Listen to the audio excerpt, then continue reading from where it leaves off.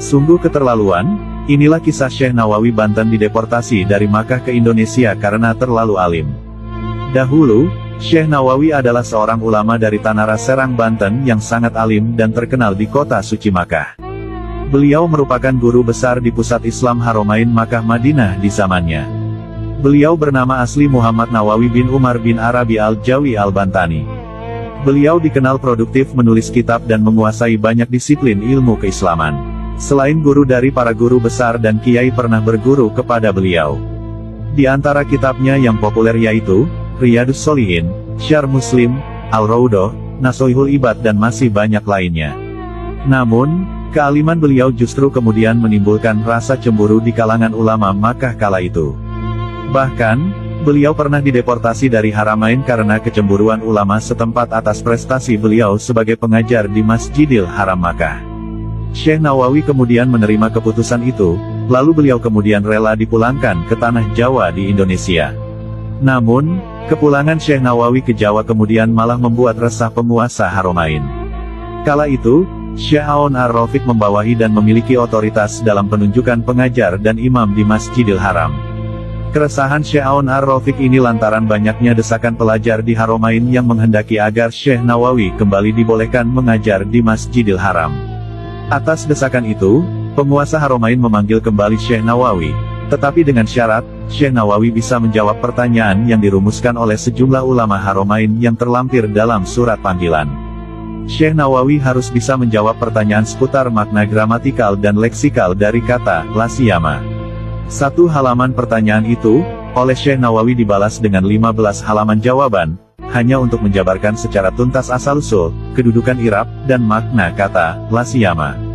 Surat balasan Syekh Nawawi itu kemudian diuji banyak ulama Haramain. Hasilnya, mereka semua terkagum dan mengakui keilmuan Syekh Nawawi Al-Bantani sehingga karyanya layak disejajarkan dengan ulama Timur Tengah. Akhirnya, Syekh Nawawi pun kembali diangkat sebagai pengajar di Masjidil Haram dalam kuliah mazhab Syafi'i. Sejak peristiwa itu, popularitas Syekh Nawawi sebagai ulama besar dan penulis kitab semakin diakui dunia.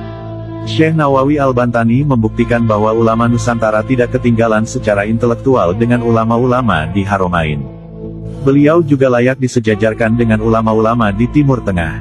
Diketahui, perjalanan tholabul ilmi Syekh Nawawi sangatlah panjang dan penuh ujian. Sejak kecil, Muhammad Nawawi sudah tampak kecerdasan dan ketekunannya dalam menuntut ilmu agama. Pertama kali ia belajar dari ayah kandungnya, Kiai Haji Umar bin Arabi. Dalam buku 20 tokoh tasawuf Indonesia dan Dunia, 2019 Munawir menuliskan bahwa Muhammad Nawawi kecil belajar bahasa Arab dan dasar-dasar Islam. Muhammad Nawawi kemudian berguru kepada Haji Sahal dan Raden Haji Yusuf.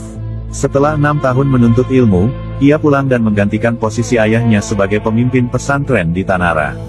Kendati demikian, Muhammad Nawawi hanya bertahan 2 tahun mengajar di Tanara.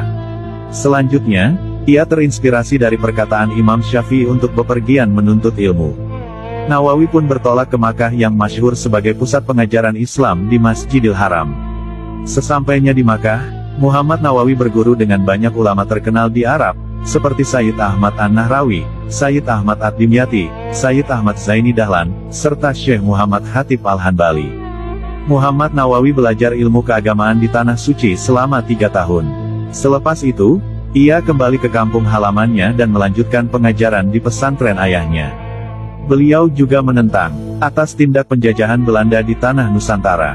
Sekembalinya dari Makkah itulah, Syekh Nawawi kian tegas terhadap penjajah Belanda. Banyak dari ceramah-ceramahnya menggelorakan semangat perjuangan dan mengutuk kolonial Belanda. Akibatnya, pemerintah Belanda dan banyak pejabat lokal yang bekerja kepada kolonial amat membenci Syekh Nawawi. Sepak terjang Syekh Nawawi kian diawasi karena ceramahnya dianggap bisa memobilisasi massa.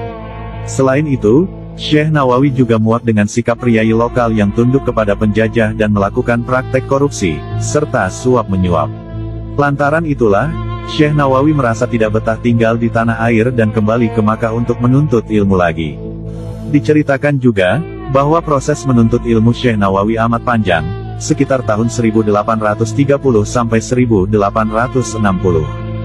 Dalam rentang tahun itu, beliau juga belajar ilmu tasawuf dari Syekh Ahmad Khatib Sambas dan Syekh Abdul Ghani Bima. Perjalanan panjang dalam menuntut ilmu itu menjadikan Syekh Nawawi begitu mumpuni, alim ulama terkemuka di bidang keislaman. Ia menjadi guru yang disegani penuntut ilmu dari berbagai penjuru dunia. Terlebih ketika Syekh Nawawi dipercaya mengajar di Masjidil Haram selama 10 tahun, yaitu tahun 1860 sampai 1870. Selepas itu, Syekh Nawawi berkonsentrasi menulis sejumlah kitab yang membahas berbagai ilmu keislaman, mulai dari tafsir, fikih, usuluddin, ilmu tauhid, teologi tasawuf, sejarah Islam, tata bahasa Arab, hadis, dan akhlak, ajaran moral Islam. Karyanya amat banyak, bahkan diperkirakan lebih dari 100 kitab keislaman, mencakup kitab tafsir Al-Munir yang fenomenal, kitab As-Samarayyaniyah Syarah Ar-Riyadul Al-Badiyah, Al-Aqd As-Samin Syarah Fat Al-Mubin Sulam Al-Munajjah Syarah Safinah As-Salah, dan sebagainya. Usai mengajar di Masjid Al-Haram, Syekh Nawawi membuka pengajaran mandiri di rumahnya. Sejak itu, ratusan penuntut ilmu berbondong-bondong datang ke rumahnya sejak pagi hingga siang. Setiap hari, setidaknya, Syekh Nawawi memberikan kuliah Islam dalam 3 mata pelajaran yang disesuaikan dengan kebutuhan murid-muridnya. Kendati tinggal di Makkah, Syekh Nawawi tetap memberikan suntikan semangat perjuangan kepada murid-muridnya yang berasal dari Nusantara. Hal ini terbukti dari sebagian muridnya yang menjadi tokoh Islam yang menentang penjajah Belanda seperti Haji Wasit dan Haji Tubagus Ismail yang memomandoi pemberontakan Cilegon tahun 1888.